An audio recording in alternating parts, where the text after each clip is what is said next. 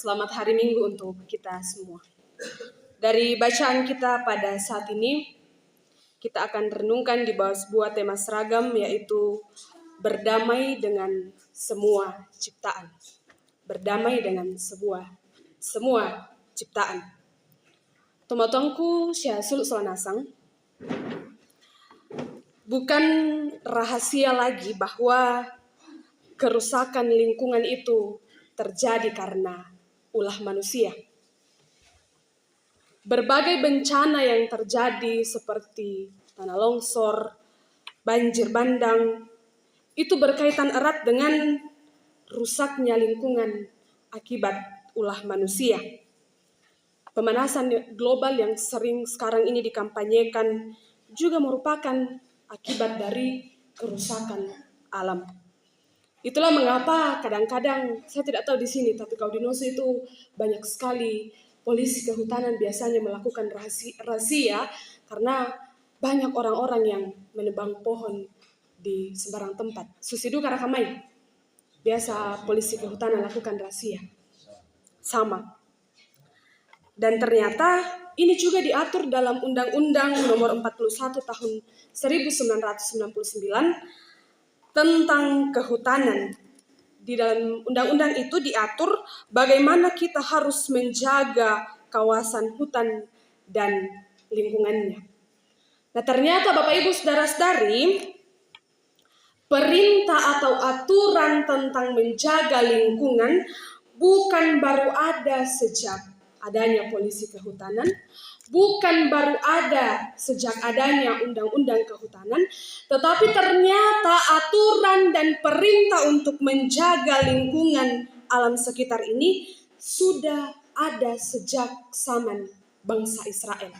Jadi, tek di kuaku madehan pitu polisi kehutanan mane lamarea ki menjaga supaya tidak menebang. Tetapi ternyata ini sudah lama diatur dan diperintahkan kepada bangsa Israel. Itu yang kita baca dalam Ulangan pasal 20 ayat 19 sampai 20. Di Ulangan ini merupakan bagian dari hukum perang bagi bangsa Israel pada saat itu, yang ternyata hukum perang itu bukan hanya mengatur tentang bagaimana bangsa Israel berperang, bagaimana bangsa Israel bisa mengalahkan musuh, tetapi ternyata ada sesuatu yang diperintahkan, yang diatur sampai bagian yang paling terkecil, yakni perlakuan terhadap pohon-pohon saat itu pada saat mereka mengepung kota. Jelas dalam bacaan kita bahwa mereka tidak boleh menebang pohon yang memberikan buah. Karena pohon yang memberikan buah jelas bahwa itu adalah sumber kehidupan bagi bangsa pada saat itu, juga sumber makanan. Dalam bacaan kita dikatakan yang boleh mereka tebang atau mereka rusakkan adalah pohon yang tidak menghasilkan buah. Itu pun mereka harus gunakan dengan baik, yaitu membuat pagar pengepungan pada saat peperangan. Bacaan kita pada saat ini berbicara tentang penghargaan terhadap lingkungan. Musa menekankan kepada bangsa Israel pentingnya menghormati ciptaan Tuhan melalui pelestarian alam, sebab semua ciptaan termasuk alam juga memiliki nilai penting untuk keberlangsungan kehidupan manusia. Alam adalah ciptaan Tuhan yang paling indah. Karena itu, karena ini juga bacaannya tadi di sekolah minggu, saya tanya sama anak sekolah minggu, kalau semua yang diciptakan Tuhan itu indah, lalu apa yang harus kita lakukan? Elan menjawab, harus dijaga. Ciptaan Tuhan yang paling indah itu harus dijaga, harus dilestarikan. Karena itu Tuhan memberikan perintah alam melalui Musa dalam bacaan kita bahwa haruslah engkau menjaga pohon-pohon itu. Ini bukan sebuah perintah yang dikeluarkan Musa tanpa alasan, tetapi Allah memberikan perintah itu agar manusia bisa hidup di dalamnya. Bapak Ibu saudara-saudara yang sama dikasihi Tuhan, perintah yang sama bukan hanya diberikan kepada bangsa Israel, tetapi juga berlaku untuk kita semua. Kita melihat ciptaan Tuhan yang amat baik, karena itu kita harus menjaganya.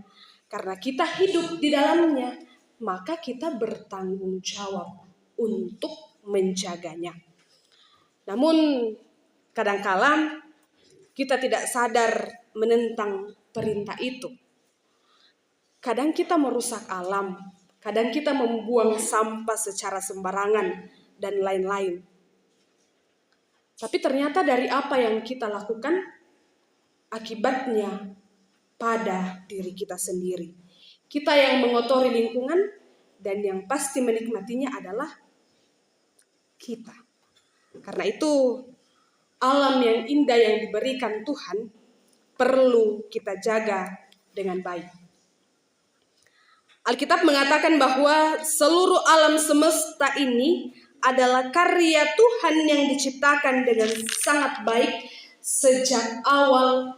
Dalam kisah penciptaan pun Allah memerintahkan manusia untuk mengusahakan dan memelihara alam di Kejadian 2 ayat 15. Bukan merusak, tapi merawat. Karena itu sebagai orang percaya, mari kita mengemban amanat pengusahaan dan pemeliharaan alam ciptaan Tuhan ini dimulai dari diri kita sendiri. Bagaimana menghargai pemberian Tuhan yang sangat baik ini. Jangan dirusak. Lagunya Sekolah Minggu tadi mengatakan, semuanya indah di mata Tuhan. Di mata Tuhan saja indah, apalagi di mata manusia. Lalu yang indah itu mau kita rusakkan, lalu yang indah itu mau kita cemari dengan kepuasan kita? Tidak, Bapak Ibu saudara-saudari. Karena itu, mari menjaga alam yang diberikan Tuhan ini. Kemudian di ayat yang ke-20, pohon yang tidak berguna akan dimusnahkan. Dalam iman, ini berbicara kepada kita tentang bagaimana kita mengelola dan berhemat akan ciptaan Tuhan. Tetapi secara rohani, ini juga mengingatkan kepada kita bahwa ternyata apabila kita tidak berguna dan tidak menghasilkan buah, maka kita akan ditebang. Secara rohani ini kembali kepada kita.